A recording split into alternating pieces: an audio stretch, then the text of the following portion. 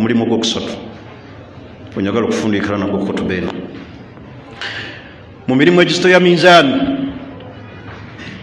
ey'omuddu ng'atuuse mu maaso ga Allah subhanahu wa ta'ala ogenda kwesiima nayo at-tahmid wat-tasbih okubeera awo ng'ogaa nti subhanallahi wa bihamdihi subhanallahi al-azim. Bana bwe kyatwakedde tuli mu ssaawa 7 ekigambo ekyo wakakyogera emirundi emeka? Nabbi Muhammadin sallallahu alaihi wasallam olunaku yakyogeranga emirundi 7 oba 10 mu bye wakafulumya wakakyogera emirundi emeka?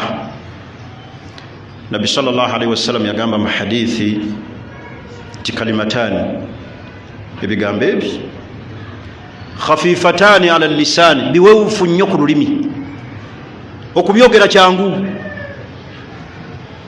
Thaqilatani fil mizan, laba nabbi yagamba thaqilatani fil mizan, bizitoya nnyo mizan.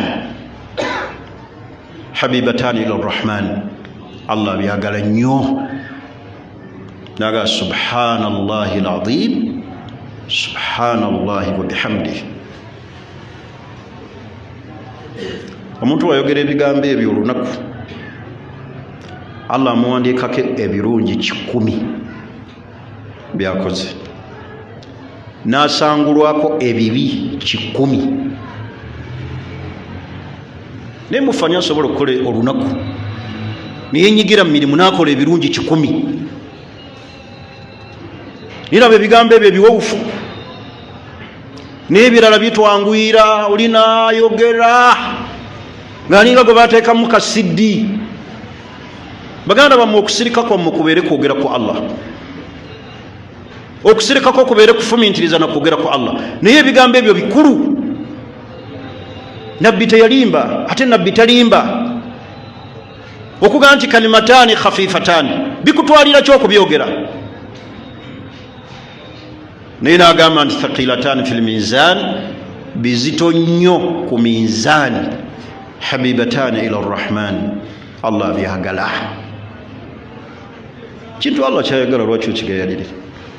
Oba otambula yogera ebigambo ebyo, tudde awakaawo tetwali badde nnyo na stress, tuba kwekwata ku bintu bino ekitusumbuwa, stress, ebirowoozo bino. Naye avuwala Allah yanzijako kino sikirina, bannange balina kiri, nkyali muzigo, ate kino kiki? Twava ku Allah, twava kwogera ku Allah.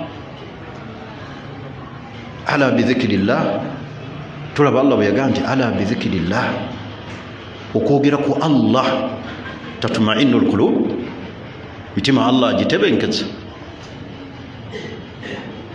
Naye ffe olw'okuba twava kwogera ku Allah, ebigambo ebyo